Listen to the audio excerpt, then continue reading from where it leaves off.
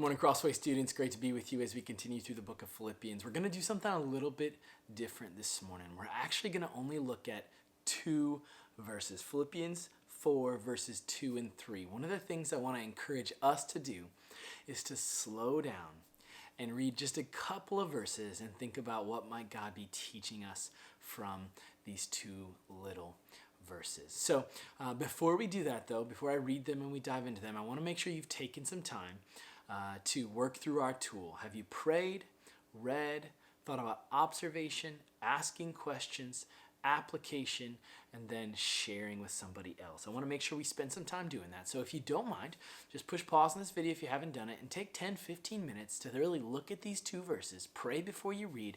Ask God to show you what he's trying to teach you from these two verses, and then we'll get back together and have some conversations about it. I'm glad you're able to do that. Now let's take a look at Philippians 4, 2, and 3. I'm going to read them because it's only a couple of verses. It'll just take us a few moments and we'll get to work together. I entreat you, Euodia, and I entreat you, Syntyche, to agree in the Lord. Yes, I ask you also, true companion, help these women who have labored side by side with me in the gospel together with Clement and the rest of my fellow workers, whose names are in the book of life. So what is God trying to show us from these short couple of verses? Well, when I was trying to make some observations, one of the things that I saw right away, and I hope you saw it too, was that God has a desire, a distinct desire, and Paul's communicating this desire for unity in the church. And specifically, Paul is asking these two people, Euodia and Syntyche, to reconcile with one another, to go from tension and maybe even frustration with each other to unity and love and care for one another.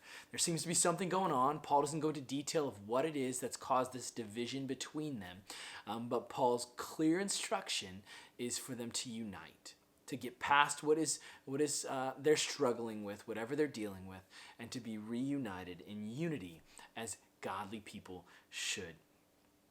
But then I thought it was really interesting. He didn't just stop there. He actually goes on, though, and asks for someone else to be helpful. We see this in verses, looks like 3. Yeah, it says, I ask you also, true companion. And then he gives some more details. So Paul actually asks somebody else to be a part of this process. I don't know if you've ever had this before, but it's not uncommon when you're walking through a challenge with somebody else and you can't seem to get to the bottom of it, for you to pull in somebody else, a third party, somebody to come and help you guys work towards unity together. So Paul is not afraid to say this. He's calling this person who actually remains unnamed in this couple of verses. He calls this person to be involved in helping the unity between these two. And that's really great for us to pay attention to, because Paul values unity. And actually, God is valuing unity in the church. And then I think we see these couple of things that they all share. I just wrote these things down. There seems to be a sharing of a few things in this verse. Not like sharing of stuff, but almost experiences. They've all labored with Paul in the gospel, as well as with Clement, and all of their names are written in the book of life. And that means they belong to God. That's a really great thing to remember. When it comes to asking questions, I think my main question, which I don't think is answered here in this text, is who is this person? Who is this third-party person who was coming in, or Paul was asking to help be a part of this?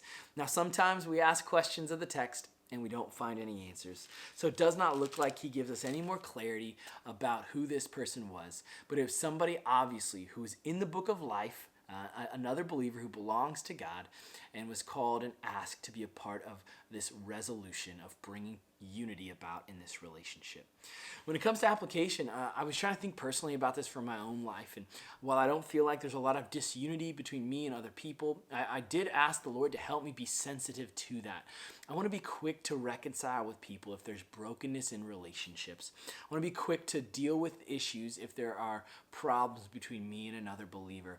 So I asked the Lord just to keep that in my mind, to keep that fresh in front of me, so that I can always be someone who works towards unity quickly because of the gospel. And I hope you had a chance to maybe even think about these things and share these with one another.